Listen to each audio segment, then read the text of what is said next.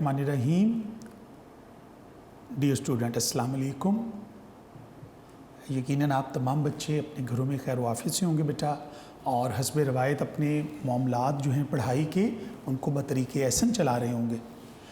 बेटा last time हमने अपना जो सबक पढ़ा था, आगाज़ किया था, अफसाना हम पढ़े थे गुलाम अब्बास साहब का लिखा हुआ ओवरकोट। जाड़े की चांदनी से माहूज़ ये सबक जो है आपके सिलेबस का हिस्सा है। इसका हमने आगाज़ किया था, इसके लेक्चर हो चुका पीछे।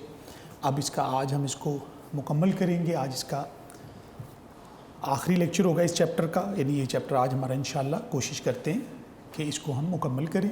तीसरा लेक्चर जो है हमारा।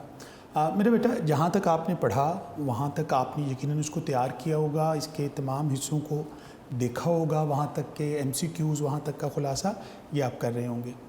बेटा याद रखिए, जब इंसान मेहनत का इरादा कर ले तो फिर दुनिया की कोई हर्डल नहीं रहती। आपने मेहनत का फ़ैसला कर लिया, आप कोशिश कर रहे हैं, तो यकीनन इसमें इब्तदाई तौर पे हो सकता है हल्की फुल्की आपको कुछ बैरियर्स या मुश्किलात फ़ील हों, लेकिन आप थोड़ी सी हिम्मत बंधाए रखिए और कोशिश करते रहिए, तो यकीनन आसानी है उसके बाद।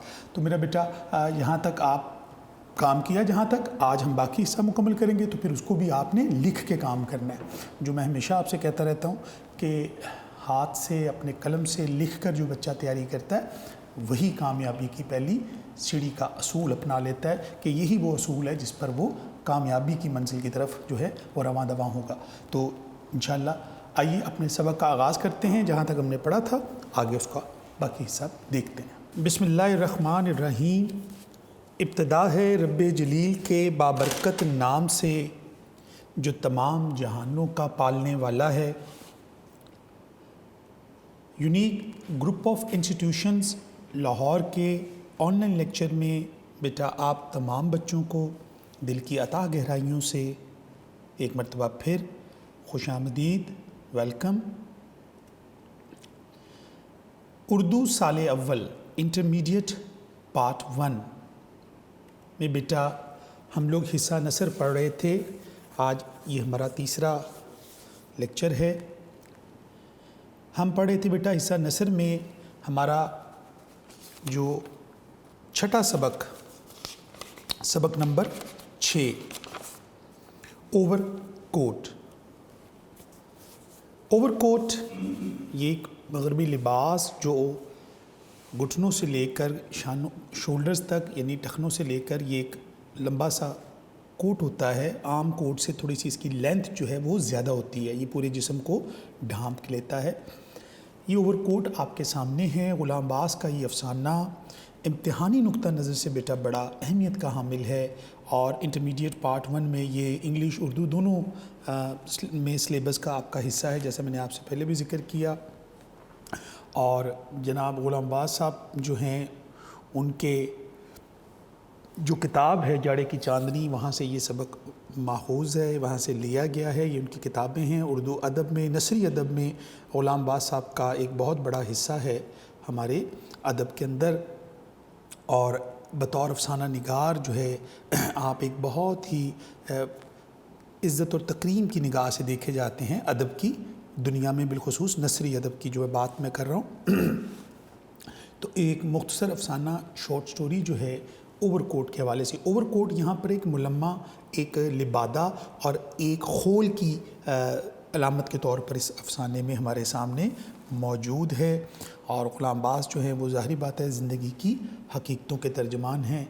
ये हमने उनके बारे में उनकी किताबों का भी पढ़ा जिनमें उन्होंने ज़िंदगी के हक़ाइक़ को अपने अफसानों के अंदर पेश किया। ये अफसाना बेटा हम सारा पढ़ चुके। ये सारा जनवरी की शाम को एक खुशपुश नौजवान डेविस रोड से चलता हुआ माल रोड पर आता है और फिर चलता चलता चहलकदमी करता होता है। और इसने जो ओवरकोट पहन रखा है, जैसा स्लाइड में आपने देखा, उसका कोट बिल्कुल तकरीबन इससे मुशाबत है उसके उसी तरह फूल भी लगा हुआ है, लंबा कोट है, अच्छा बढ़िया है, सारी चीज़ें उसकी। हफ्ते की शाम थी और वो वहाँ बैठ मटर गश्त कर रहा था, घूम फिर रहा था। और चलते चलते वो चेरिंग क्रॉस आ जाता है। चेरिंग क्रॉस से वो चलता हुआ जो है वो सर्दी से अपने आप को लोगों को सर्दी लगती है और वो ख़ुद को समेटे हुए था। तो یہ سارا بیٹا ہم پڑھ چکے. نوجوان پہنچتا ہے ایک قالینوں کی دکان پر. یہاں سے ہم پڑھے تھے بیٹا یہ جو قالینوں کی دکان والا جو پیج ہے ہمارا یہ آپ نکال لیجئے. یہ پیج نمبر ہے ہمارا 30. پیج نمبر 30 ہے. آپ نے یہ پیج نمبر 30 نکال لینا ہے. اس میں ہم بیٹا اس کے بالکل مڈ پہ پہنچے تھے کہ وہاں پر جو دکاندار تھا جس نے چوگا پہن رکھا ہے قالین کا دکانوں کا مالک جو تھا اس نے آپ کی ٹھاٹ باٹ دیکھ کے نوجوان کا جو ظاہر ہے اس کو دیکھ کر اس کی جو فیشنیبل اور ماڈرن نوجوان تھا تو اس کی اور یہ ہم ڈسکس سارا کر چکے کہ یہ نوجوان نے اپنے اوپر بنیادی طور پہ لبادہ اڑ رکھا ہے امیر طبقے کا جبکہ وہ اس کی اصلیت کچھ اور ہے. تو یہاں بیٹا ہم پہنچے تو یہ آخری جو ہم نے حصہ پڑھا تھا وہ یہ تھا جی 2-3 منٹ کے بعد اس دکان سے بھی نکل آیا. اس کے اوور کوٹ کے کاج میں کاج ہوتا ہے یہ جو جہاں پہ بٹن لگتا ہے یہ اوور کوٹ کے کاج میں شربتی رنگ کا یعنی گلابی رنگ کا جو ادھ کھلا پھول اٹکا ہوا تھا وہ اس کاج سے کچھ زیادہ باہر نکل آیا تھا چلنے کی وجہ سے. جب وہ چل رہا تھا تو وہ باہر نکل آیا تھا. جب وہ اس کو ٹھیک کر رہا تھا تو اس کے ہونٹوں پر ایک خفیف اور پرسرار مسکراہٹ نمودار ہوئی اور اس نے پھر اپنی مٹر گشت شروع کر دی.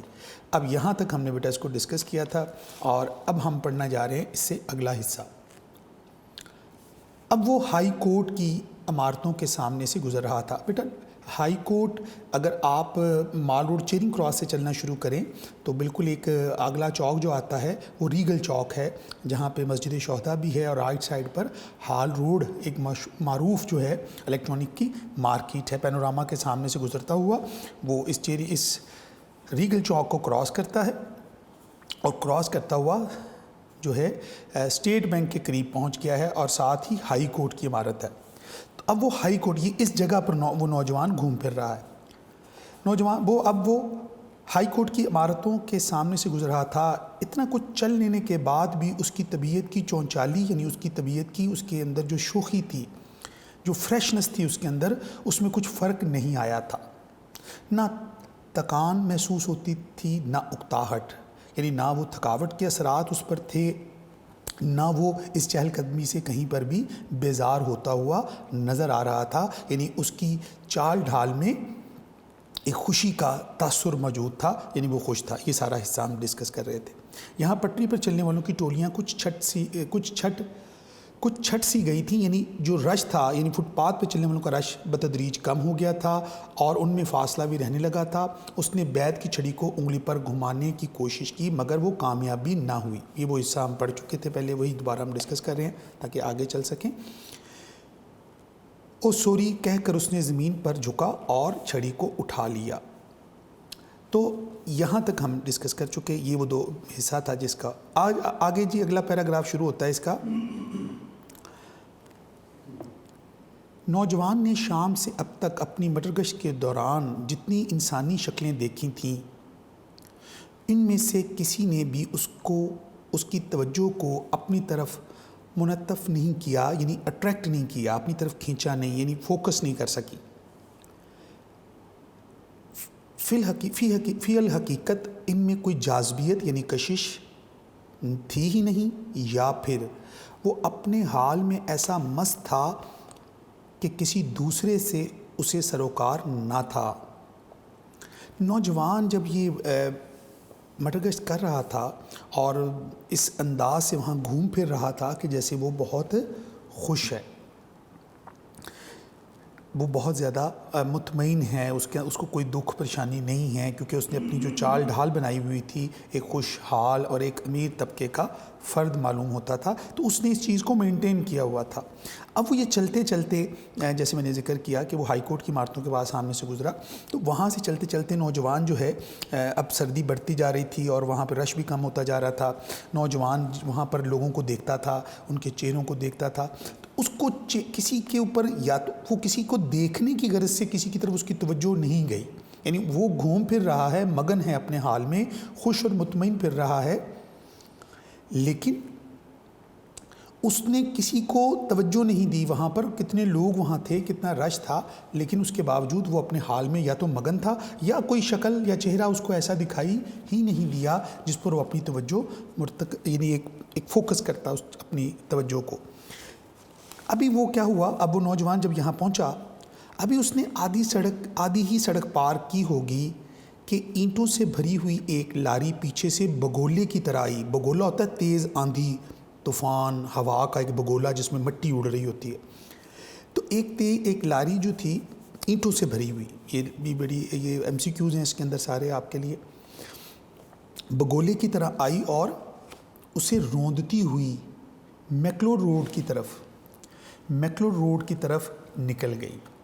بیٹا جی پی او کا جو ہائی کورٹ کی عمارتوں کا چوک ہے، وہاں سے وہ چلتا ہوا آگے آیا ہے، اور پاس ہی اس کے تھوڑا سا آگے آ جائیں، جب آپ ہائی کورٹ کی عمارت جہاں ہائی کورٹ کا مین گیٹ ختم ہوتا ہے اسٹیٹ بینک کے ساتھ، وہاں سے آگے جی پی او چوک ہے، یعنی یہاں پر جو ہے ڈاک خانے کا جو ہیڈ آفس ہے، یہاں کارنر پر ہی ایک بہت بڑی پی ٹی سی ایل کا ہیڈ آفس بھی ہے، ایک پرانی بلڈنگ ہے جہاں اب ریسنٹلی ٹرین کے گزرنے کے لیے انڈر پاس بھی بنا ہے یہاں پر۔ یہ وہ چوک ہے جہاں پر وہ نوجوان موجود ہے۔ سڑک کراس کرتے ہوئے ایک لاری اس کو رونتی ہوئی میکلور روڈ کی طرف نکل گئی۔ یہ میکلور روڈ جو ہے یہ لکشمی چوک کی طرف ہے، جو سیدھا ریلوے اسٹیشن کو یہ سڑک جاتی ہے۔ اس کا نام جو ہے ظفر علی خان روڈ تھا، پہلے اس کو ہم لکشمی چوک بھی لوگ اس کو کہتے ہیں، اور یہ بڑی معروف جگہ ہے۔ یہ جو ادھر پوری سینما مارکیٹ ہے، یہاں پر ریسٹورانٹس ہیں، اور سیدھا جو ریلوے اسٹیشن پر یہ راستہ نکلتا ہے، اور یہاں کھانے پینے کے حوالے سے یہ علاقہ جو ہے لکشمی چوک کا، یا یہ آپ کا جو میکلور روڈ ہے، سینما مارکیٹ کے اعتبار سے یہ بڑا معروف سمجھا جاتا ہے۔ اس کے ارد گرد بہت سی آپ کو معروف جو ہیں وہ دکانیں ہیں، اور انگریز گورنر جو ہے جو ایک انگریز گورنر تھا انگریز دور کے اندر یہاں پر، تو ان کا نام میکلوڈ تھا، تو اس وجہ سے ان کے نام کی نسبت سے یہاں کا نام میکلوڈ روڈ رکھا گیا تھا۔ یہ ڈونلڈ جو تھا اس کا اصل نام تھا۔ تو یہاں پر لاری کے ڈرائیور نے نوجوان کی چیخ سن کر پل بھر کے لیے گاڑی کی رفتار کم کی۔ وہ سمجھ گیا کہ کوئی لاری کی لپیٹ میں آ گیا ہے، اور وہ رات کے اندھیرے سے فائدہ اٹھاتے ہوئے لاری کو لے بھاگا۔ 2-3 راہگیر اس حادثے کو دیکھ رہے تھے، شور مچانے لگے، نمبر دیکھو، مگر لاری ہوا ہو چکی تھی۔ ہوا کیونکہ نظر نہیں آتی، ہوا کو ہم دیکھ نہیں سکتے، تو یہاں غلام عباس نے لاری کے لیے لفظ استعمال کیا کہ لاری ہوا ہو چکی تھی، جو لاری غائب ہو چکی تھی، یعنی لاری دکھائی نہیں دے رہی تھی۔ 2-3 منٹ میں اس ڈرائیور نے تیزی سے اس کو بھگا دیا۔ یہاں پر ڈرائیور کا فرار ہونا ہمارے سماج کی بے حسی کا مظہر ہے، ہمارے سماج کے اندر جو بے حسی پائی جاتی ہے اس کا اظہار ہوتا ہے۔ تو وہاں پر ڈرائیور تو فرار ہو گیا، اس کو رکنے کی بجائے اس کی اپنے جو ایک نوجوان اس کی لاری کی زد میں آ گیا ہے، تو لیکن وہ اس کو رکا نہیں، تو وہ اس کو رونتی ہوئی گزر گئی۔ وہاں پر لوگوں نے جو حسب روایت شور مچایا، تو اس کی آواز کون سنتا ہے۔ اتنے میں کیا ہوا، وہ لوگ چلے گئے، اتنے میں کئی اور لوگ جمع ہو گئے۔ ٹریفک کا ایک انسپیکٹر جو موٹر سائیکل پر جا رہا تھا رک گیا۔ نوجوان کی، اب یہاں پہ یہ انڈرلائن کر لیجیے، یہ ٹریفک کا جو ایک انسپیکٹر جو ہے یہ موٹر سائیکل پر جا رہا تھا، یہ رکا، یہاں پر یہ انڈرلائن کر لیجیے، یہ بھی ایم سی کیوز آپ کے سامنے آئے گا آگے چل کے۔ نوجوان کی دونوں ٹانگیں بالکل کچل گئی تھی، یعنی اس کی دونوں ٹانگوں کے اوپر سے لاری کا ٹائر گزر چکا تھا، بہت سا خون نکل چکا تھا، اور وہ سسک رہا تھا، یعنی وہ سسک رہا تھا، یعنی اس کے اوپر جب چوٹ لگنے سے درد سے اس کے اوپر اس کے اندر جو ہے وہ تڑپ رہا تھا۔ فوراً ایک کار کو روکا گیا اور اسے جیسے تیسے اس میں ڈال کر ہسپتال روانہ کر دیا گیا۔ جس وقت وہ ہسپتال پہنچا تو اس میں ابھی رمق بر جان باقی تھی. رمق بر جان ہوتی ہے تھوڑی سی جان، ذرا سی جان، یعنی ابھی وہ زندگی تھی اس کے اندر، زندہ تھا، ابھی وہ مرا نہیں تھا اس حادثے کے اندر. یہاں پر لوگوں نے اس کی مدد کی، اور ظاہری بات ہے بہترین انسان وہ ہے جو دوسروں کے لیے کی مدد کرتا ہے. تو یہاں لوگوں نے جو ہے انسانیت کا مظاہرہ کیا. اس نوجوان کو وہ ٹریفک والا انسپیکٹر بھی رکا، اور کچھ وہ لوگ جنہوں نے حادثہ دیکھا تو انہوں نے فوری طور پر اس کو ٹیکسی میں ڈال کر پاس ہی ہاسپٹل روانہ کیا. ادھر قریب ترین ہاسپٹل جو ہیں وہ 2 ہی ہاسپٹل ہیں یہاں، جو یہاں سے قریب ترین ہاسپٹل ہے وہ میو ہاسپٹل ہے. تو نوجوان کو روانہ کیا گیا. تو یہاں پر جب وہ وہاں پہنچتا ہے اس کو لے کر وہ ٹیکسی، تو اس میں ابھی رمق بر جان باقی ہوتی ہے، رمق بر جان باقی تھی. اس ہسپتال کے شعبہ حادثات میں اسسٹنٹ سرجن یعنی معاون سرجن، یعنی کسی سرجن کہتے ہیں آپریشن کرنے والے کا اسسٹنٹ جو ہوتے ہیں، اسسٹنٹ سرجن مسٹر خان، اور 2 نوعمر نرسیں مس شہناز اور مس گل ڈیوٹی پر تھیں. یہ بھی MCQs کے لیے امپورٹنٹ ہے بیٹا. تو یہاں پر جس وقت اسے یہ لوگ وہاں پر جو ہاسپٹل کا جو عملہ تھا، ہسپتال کا جو عملہ تھا جس میں ڈاکٹر اور نرسیں تھیں، یہ ڈیوٹی پر تھیں. جب یہ نوجوان وہاں پہنچا، جس وقت اسے اسٹیچر پر ڈال کے آپریشن روم میں یعنی آپریشن تھیٹر کے اندر میں لے جایا جا رہا تھا، تو ان نرسوں کی نظر اس پر پڑی. اس کا بادامی رنگ کا اوور کوٹ ابھی تک اس کے جسم پر تھا، اور سفید سلک کا مفلر گلے میں لپٹا ہوا تھا. اس کے کپڑوں پر جا بجا ہوتا ہے جگہ جگہ خون کے بڑے بڑے دھبے تھے، بڑے بڑے نشان لگے ہوئے تھے. کسی نے عذرائے درد مندی یعنی احساس کرتے ہوئے، درد محسوس کرتے ہوئے، اس کی سبز فیلٹ ہیٹ اٹھا کے اس کے سینے پر رکھ دی تھی تاکہ کوئی اڑا نہ لے جائے، یعنی کوئی چوری نہ کر لے، کوئی اٹھا نہ لے. نوجوان کا جو ہیٹ تھا، سبز فیلٹ ہیٹ، یہ اس کے سینے پر دھرا تھا. اور وہ جو نرسیں تھیں انہوں نے جب نوجوان کو دیکھا تو یہ اس کی منظر کشی اور جزیات یہاں پر غلام عباس بیان کر رہے ہیں کہ اس منظر کے اندر کون کون سی چیزوں پر ان نرسوں کی نظر پڑی. شہناز نے گل سے کہا، کسی بھلے گھر کا معلوم ہوتا ہے بیچارہ. گل دبی آواز میں بولی، خوب بن ٹھن کے نکلا تھا بیچارہ، بن ٹھن کر نکلا تھا، تیار ہو کر نکلا تھا. اور بھلے گھر کا معلوم ہوتا ہے یعنی کھاتے پیتے گھر سے اس کا تعلق رکھتا ہے، کیونکہ نوجوان کا جو حلیہ تھا، جو اس کا جو ظاہر تھا، یہ جو اس کی ظاہری ٹھاٹھ باٹھ تھی وہ ایک امیر گھرانے کے نوجوان کی تھی. اگلا سوال کیا گیا اس نے کہ ڈرائیور پکڑا گیا یا نہیں؟ جواب ملا، نہیں، بھاگ گیا. کتنے افسوس کی بات ہے. یہاں وہ روایتی گفتگو ہوتی ہے جو کسی حادثے کے بعد کسی موقع پر ہم نے دیکھنے کو عام زندگی میں ملتی ہے، کیونکہ غلام عباس کے افسانوں کے اندر زندگی کی حقیقت کا عکس نظر آتا ہے. تو یہاں پر بھی اسی عکس کی نشاندہی کی جا رہی ہے. یہاں پر بھی وہی گفتگو ہو رہی ہے جو عام طور پر کسی بھی سانحے یا کسی حادثے کے بعد کی جاتی ہے. آپریشن روم میں اسسٹنٹ سرجن اور نرسیں چہروں پر جراحی کے نقاب چڑھائے جنہوں نے، یعنی جراحی کے نقاب، یہ ماسک جو ہوتے ہیں، یعنی آپریشن سے پہلے ڈاکٹرز نے یا نرسوں نے، پیرامیڈکس نے اپنے چہرے کے اوپر یہ جو ماسک ہم پہنتے ہیں وہ پہنے ہوئے تھے، جنہوں نے ان کی آنکھوں سے نیچے کے سارے حصے کو چھپا رکھا تھا، صرف آنکھیں نظر آتی تھی. اس کی دیکھ بھال میں مصروف تھے. ظاہری بات ہے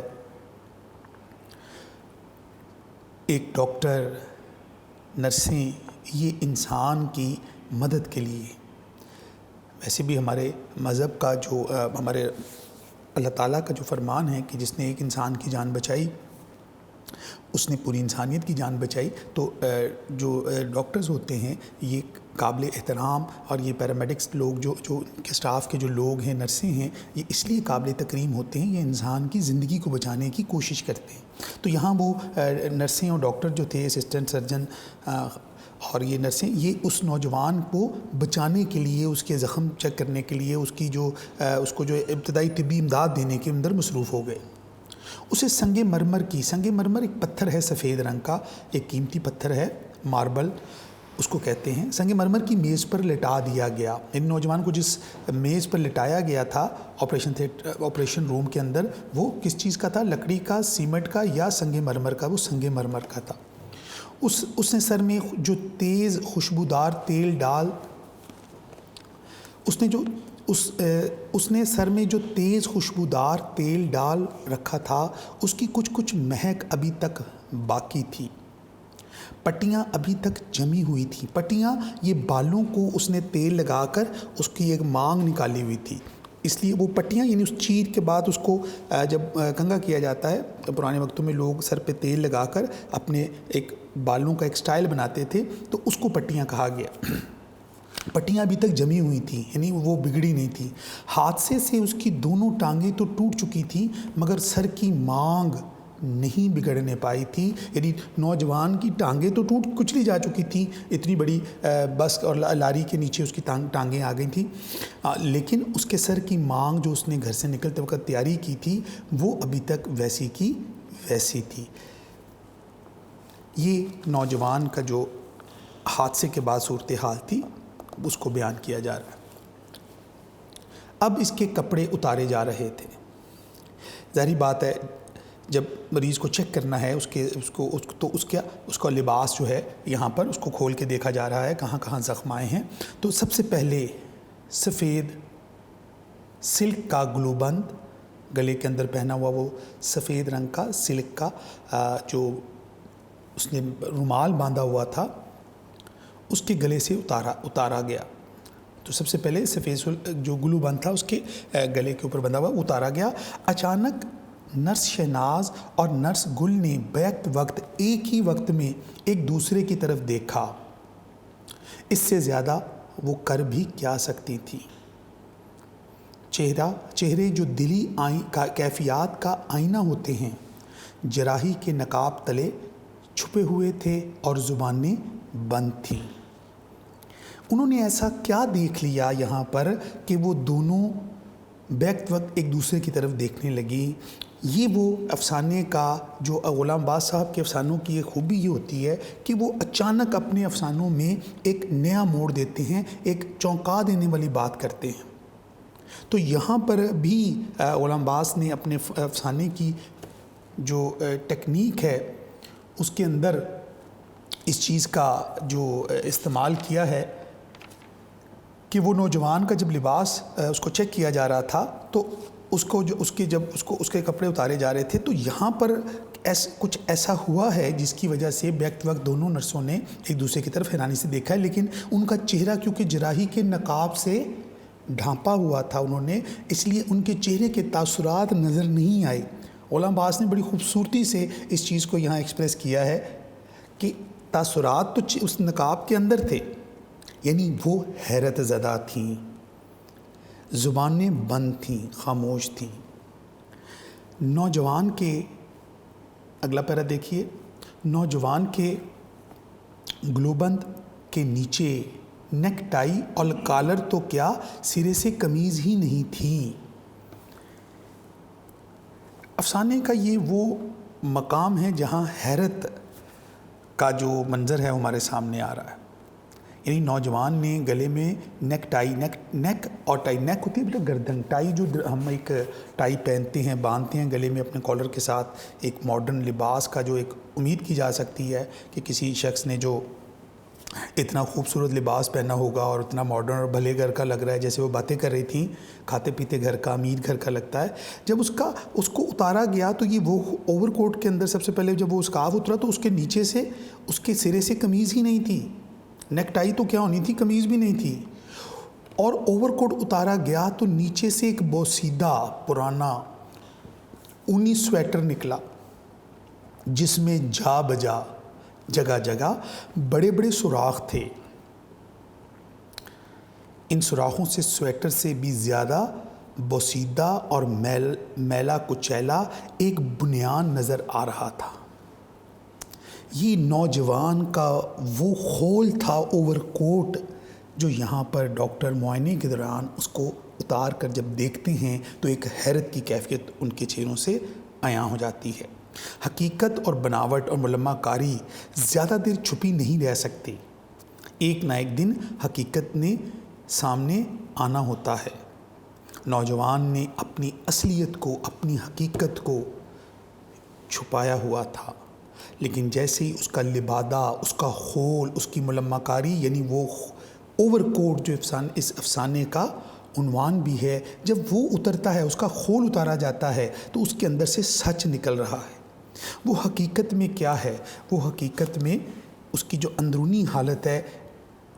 اب وہ دونوں، یہ وہ وجہ تھی کہ وہ دونوں نرسیں ایک دوسرے کو حیرت سے جب دیکھ رہی تھیں تو یہ وہ حقیقت تھی جب ان کے اوپر واشگاف ہوئی کہ یہ نوجوان اندر سے کتنا غلیظ، کتنا بوسیدہ اور کتنا میلا ہے۔ اس کی غربت کی، انتہا درجے کی غربت کا جو ایک منظر ہے وہ اس لباس اترنے کے بعد لوگوں پر آشکار ہوتا ہے۔ وہ سچ سامنے آتا ہے جس کو نوجوان نے چھپایا ہوا تھا۔ بیٹا، یہ نوجوان کا اندرونی حصہ ہے، اس کی اصل حقیقت ہے۔ غلام عباس اس افسانے میں، اس حقیقت کے پردے میں ہمیں ہمارے سماج کا، ہمارے معاشرے کا، اندر کا جو غلاظت ہے، اندر کا جو دوغلا پن ہے وہ دکھانا چاہتے ہیں۔ یہاں وہ ہمیں دکھانا چاہتے ہیں کہ ہم ظاہراً کتنے خوبصورت بنے سورے ہیں، لیکن اندر سے ہم کتنے کھوکھلے ہیں۔ ہمارے سماج میں جو دکھانے کی چیزیں اور ہیں اور اندر سے کچھ اور ہیں۔ وہ کہتے ہیں نا، ہاتھی کے دانت دکھانے کے اور کھانے کے اور۔ تو یہاں اس کے اندر کی حقیقت کچھ اور تھی۔ یہ ہمارا سماج ہے اصل میں، یہ ہمارے سماج کا پوسٹ مارٹم کر رہے ہیں وہ اصل میں غلام عباس اس افسانے میں ہمارے سماج کو ہمارے سامنے بے نقاب کر رہے ہیں۔ اور اب اس کے بعد کیا ہوتا ہے جی؟ نوجوان کے سلک کی گلو بند کو کچھ اس ڈھب سے گلے پر لپیٹے رکھتا تھا کہ اس کا سارا سینہ چھپا رہتا تھا۔ یعنی نوجوان، ظاہری بات ہے، وہ نظر ہی نہیں آتا تھا۔ سکارف نیک کے اوپر اس نے وہ لپیٹا ہوتا سکارف اپنا۔ اس کے جسم پر میل کی تہیں بھی خوب چڑھی، نیکسٹ پیج پہ دیکھتے ہیں، خوب چڑھی ہوئی تھیں۔ ظاہر ہوتا تھا کہ وہ کم سے کم، نیکسٹ پیج پہ بیٹا دیکھ لیجئے، پیج چین ٹرن کر لیجئے، 32 پیج پہ ہم آ گئے ہیں۔ ظاہر ہوتا تھا کہ وہ کم سے کم پچھلے 2 مہینے سے نہیں نہایا۔ البتہ گردن خوب صاف تھی اور اس پر ہلکا ہلکا پاؤڈر لگا ہوا تھا۔ یعنی نوجوان نے اپنے آپ کو چھپایا ہوا تھا، لیکن وہ چیزیں جو بظاہر لوگوں کی جس پر نظر پڑتی تھی اس کو اس نے بڑا صاف ستھرا رکھا ہوا تھا، لیکن اندر سے اس کے اوپر میل کی تہیں چڑھی ہوئی تھیں۔ یعنی وہ 2 مہینے سے کم نہایا نہیں ہوگا۔ یہ اس کی غلاظت جو ہے، اس کے اندر کی جو گندگی جو ہے وہ عیاں ہو رہی تھی۔ گردن کو اس نے چمکایا ہوا تھا، اس کو صاف رکھا ہوا تھا، اس پہ پاؤڈر بھی لگا ہوا تھا۔ کیوں؟ لوگ ظاہر کو دیکھتے ہیں، باطن کو نہیں۔ یہ ظاہر کو چمکا کے رکھ رہا تھا۔ سویٹر اور بنیان کے بعد پتلون کی باری آئی۔ پتلون یعنی پینٹ اس کی۔ پتلون کو پیٹی کی بجائے ایک پرانی دھجی سے، ایک دھجی کہتے ہیں بیٹا کپڑے کی، ایک پٹی جو ہوتی ہے کاٹ کر اسے، جو شاید کبھی نیک ٹائی ہوگی، ہو سکتا ہے وہ ٹائی ہو پرانی گلے میں باندھنے والی، اس نے پتلون کو پیٹی کی بجائے کس سے، پرانی دھجی سے جو شاید کبھی نیک ٹائی ہوگی، خوب کس کے باندھا گیا تھا۔ یعنی اس نے اپنے آپ کو، اس کی جو ظاہری بات ہے اوور، اس کی پتلون جو تھی وہ اس کے نیچے تھی، تو یہاں اس نے اپنی پینٹ کے اوپر جو بیلٹ پہنتے ہیں ہم لیدر کی، وہ تو پہنی نہیں ہوئی تھی۔ یہ بھی اس کی صاف پتہ چل رہا تھا کیونکہ اوپر کا جو اس کا حلیہ تھا، اب اس کا جو، کیونکہ اوور کوٹ میں اس کی پتلون بھی ہر چیز چھپی رہتی تھی۔ بٹن اور بکسوں غائب تھے۔ دونوں گھٹنوں پر سے کپڑا مسک گیا تھا۔ کپڑا جو تھا پھٹ جاتا ہے یا رگڑ لگنے سے جو ہے اس کے اوپر لگ جاتی ہے. کپڑا پھٹ جانا یا اس کے اوپر جو اسے کیا کہتے ہیں کھونچیں لگ جانا، کھونچیں لگ گئی تھی، رگڑیں لگ گئی تھی اس کے اوپر، یا کپڑا جہاں سے پھٹا ہوا تھا. مگر چونکہ یہ حصے اوور کوٹ کے نیچے رہتے تھے اس لیے لوگوں کی ان پر نظر نہیں پڑتی تھی. اب ظاہری بات ہے اس نے اوور کوٹ پہنا ہوا ہے اور یہ ساری چیزیں اوور کوٹ تو اوپر سے خوبصورت، بڑھیا اور بڑا ہی زبردست، لیکن اندر اس کی حقیقت یہ کہ اس کے پاس جو پتلون اس نے پہنی تھی اس میں بیلٹ بھی نہیں تھی، اس کے بکسوئے اور اس کے ہکس وغیرہ جو ہوتے ہیں وہ بھی غائب تھے، اور وہ اس کی ٹخنوں سے اور گھٹنوں سے جگہ جہاں سے کپڑا جو ہے وہ پھٹ چکا ہوا تھا، یعنی وہ اتنی پرانی پینٹ اس نے پہنی ہوئی تھی. لیکن کیونکہ یہ نظر نہیں آتی تھی اس لیے نوجوان کی یہ حقیقت لوگوں کے سامنے نہیں آ رہی تھی. اب بوٹ اور جرابوں کی باری آئی. ایک مرتبہ پھر مس شہناز اور مس گل کی آنکھیں چار ہوئیں. بوٹ تو پرانے ہونے کے باوجود خوب چمک رہے تھے، مگر ایک پاؤں کی جراب دوسرے پاؤں کی جراب سے بالکل مختلف تھی. پھر دونوں جرابیں پھٹی ہوئی بھی تھیں، اس قدر کہ اس میں سے نوجوان کی میلی میلی ایڑیاں نظر آ رہی تھیں. نوجوان کی حقیقت آشکار ہو رہی تھی. وہ سچ جو اس نے اوور کوٹ میں جس کو چھپا رکھا تھا وہ رفتہ رفتہ دوسرے لوگوں کے سامنے عیاں ہو رہا تھا. ایک حیرت زدہ چہروں کے ساتھ نرسیں ایک دوسرے کو دیکھتی ہیں. آنکھیں چار ہونا ایک دوسرے کی طرف دیکھنا ہے. تو جب دونوں نے ایک دوسرے کی طرف دیکھا تو ان کے لیے حیرت کی انتہا نہیں تھی. تو وہ پہلے جب اس کا اوور کوٹ اتارا گیا وہاں حیرت ہوئی، اس کی پتلون دیکھی کو چیک کیا گیا تو وہ حیرت ہوئی، اور جب بوٹ اتارے گئے تو اس پر حیرت کی انتہا یہ ہوئی کہ نوجوان کی جرابوں کا رنگ ایک دوسرے سے یا ایک مختلف جرابیں پہنی ہوئی تھیں اور میل کے اثرات اس کے اوپر نمایاں تھے. بلا شبہ اس وقت تک وہ دم توڑ چکا تھا، یعنی وہ نوجوان مر چکا تھا. اس کا سچ سب کے سامنے آ چکا تھا. اس نے جو خود کو چھپایا ہوا تھا اس کو وہ ظاہر ہو گیا سب پر. اس کا جسم سنگ مرمر کی میز پر بے جان پڑا تھا. اس کا چہرہ جو پہلے چھت کی طرف کی سمت تھا کپڑے اتارنے میں دیوار کی طرف مڑ گیا تھا. معلوم ہوتا تھا کہ جسم اور اس کے ساتھ ساتھ روح کی اس برہنگی نے اسے خجل کر دیا ہے. خجل کا مطلب ہوتا ہے بیٹا شرمندہ کر دیا ہے، برہنہ کر دیا ہے. برہنگی ہوتا ہے جب لباس اترتا ہے تو وہ برہنہ ہو جاتا ہے. تو وہ شرمندگی محسوس کر رہا تھا. اس کا جسم تو برہنہ ہو ہی رہا تھا، یہاں اس کی روح بھی برہنہ ہو گئی تھی، روح بھی شرمندہ ہو رہی تھی. اور وہ اپنے ہم جنسوں سے آنکھیں چرا رہا تھا، یعنی ڈاکٹر اور نرسوں سے. وہ اس کے ہم جنس ہیں نا، وہ بھی انسان ہیں، ان سے آنکھیں چرا رہا تھا. مرنے کے بعد وہ منہ موڑے دوسری طرف دیکھ رہا تھا، اس ندامت کو چھپانے کے لیے جو آج سب کے سامنے ظاہر ہو گئی.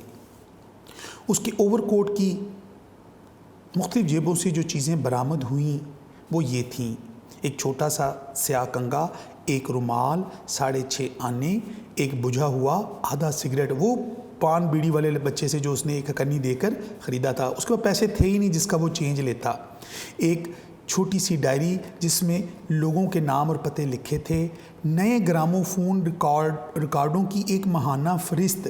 بیٹا یہ گرامو فون ایک پرانا ٹیپ ریکارڈر ہوتا تھا جس میں بلیک کلر کی ایک جیسے بڑی سی ایک سی ڈی ہوتی ہے، اس کو پن لگا کر وہ چلتا تھا. ایک قدیم ایک پرانا آپ کہہ لیں کہ ریکارڈر ہوتا تھا جس میں ہم موسیقی سنتے تھے لوگ. ماہانہ فہرست جو اس کا جو والیوم اس وقت آتے تھے، جو سانگز یا گانے اس وقت وہ گرام فون کے جو ریکارڈ بکنے کے لیے مارکیٹ میں آتے تھے تو اس کی ایک لسٹ آتی تھی. کچھ اشتہارات جو مٹر گشت یعنی گھومنے پھرنے کے دوران اشتہار بانٹنے والے لوگوں نے اس کے ہاتھ میں تھما دیے تھے اور اس نے انہیں اوور کوٹ کی جیب میں ڈال لیا تھا. یعنی لوگ جو اشتہار بانٹ رہے تھے وہ جیب میں ڈال لیتا تھا. یہ وہ اس کی جیب میں سے اس کے جو باقی چیزیں برآمد ہوئی اوور کوٹ کی. یہ نوجوان کی اصل حقیقت تھی. افسوس کہ اس کی بیت کی چھڑی جو حادثے کے دوران کہیں کھو گئی تھی اس فہرست میں شامل نہ تھی. باقی چیزیں تھیں لیکن یہ چیزیں بیت کی چھڑی اس کی گم گئی تھی. یہ نوجوان کا پوسٹ مارٹم جو تھا جو ہو رہا تھا، بلکہ غلام باز نے ایک غریب سماج کے اس شخص کا پوسٹ مارٹم اس طرح کیا ہے کہ اس پورا معاشرے کو ہی ہمارے سامنے بے نقاب کر دیا ہے.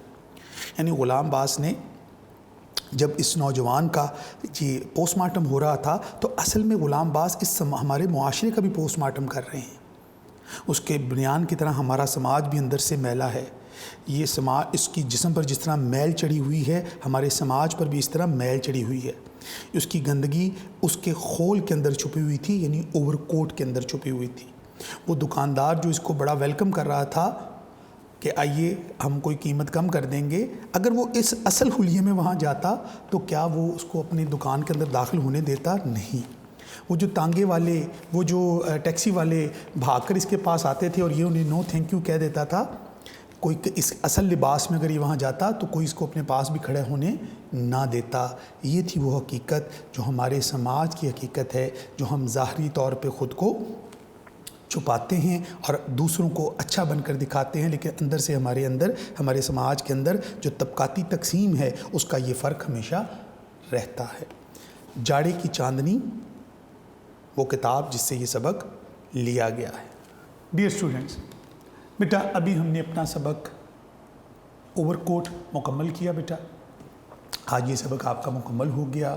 اس کا بیٹا اسی طرح اس ترتیب سے بڑا امپورٹنٹ سبق ہے. بیٹا اس کی آپ تیاری کیجئے، اس کا خلاصہ تیار کیجئے، اس کے MCQs پر توجہ دیجئے، اس کی پیراگراف سے اقسباق والا متن تشریح اور وہ ساری چیزیں آپ نے تیار کرنی ہیں جیسا کہ آپ کو پہلے لیکچرز میں ہدایات دی گئی ہیں.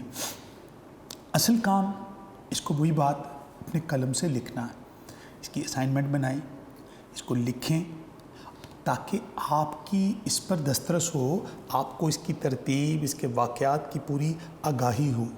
ہم نے کوشش کی کہ افسانہ نگار کے جو اسلوب ہے اس کو سامنے رکھتے ہوئے پورا افسانہ آپ سے شیئر کیا جائے.